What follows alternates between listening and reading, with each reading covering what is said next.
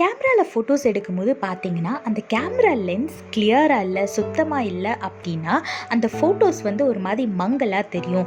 இதே மாத்தாங்க நம்மளோட வாழ்க்கையிலையும் நம்ம கண்ணு பார்க்குற விஷயங்கள் சரியாக இல்லை அப்படின்னா, நம்ம சரீரமும் சரியாக இருக்காது. வேதத்தில் பாருங்கள், மத்தேயு 6:22 போட்டிருக்கு, கண்ணானது சரீரத்தின் விளக்காய் இருக்கிறது. உன் கண் தெளிவாய் இருந்தால் உன் சரீரம் முழுவதும் வெளிச்சமாயிருக்கும்னு வேதத்தில் போட்டிருக்கு. ஆமாங்க, எப்படி கேமரா லென்ஸு சுத்தமாக இல்லைன்னா ஃபோட்டோ கிளியராக விழுகாதோ, அதே மாதிரி நம்ம அன்றாட உள்ள வாழ்க்கையில் நம்ம யூடியூப், இன்ஸ்டாகிராம், ஃபேஸ்புக்னு நிறைய விஷயங்களை சோஷியல் மீடியாவில் பார்த்துட்ருக்கோம். ஆனால் சரியான காரியத்தை பார்க்குறோமா? தேவனோட வேதத்தை வாசிக்கிறோமா? எப்படி அந்த கேமரா லென்ஸ் அழுக்காக இருந்தால் ஃபோட்டோ பிளராக இருக்குமோ, அதே மாதிரி நம்ம பார்க்குற காரியங்கள் சரியாக இல்லை அப்படின்னா நம்மளோட சரீரமும் அதுக்கு ஏற்ற மாதிரி தான் இருக்கும்.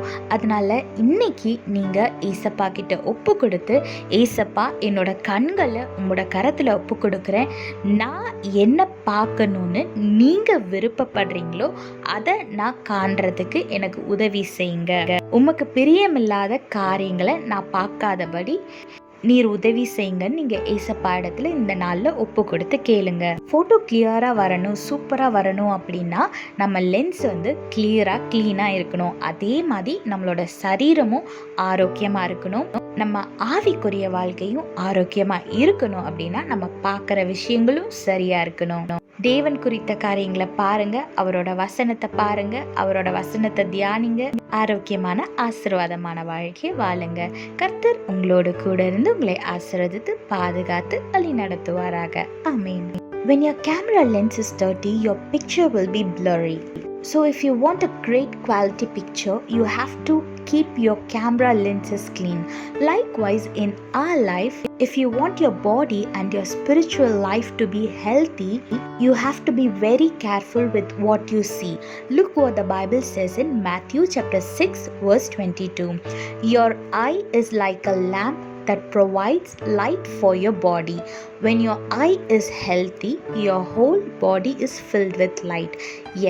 Yes, so be careful with whatever you see in your day-to-day life. In these days, we are always addicted to our phones and we are watching videos and reels in social media. But do they help your body to be healthy?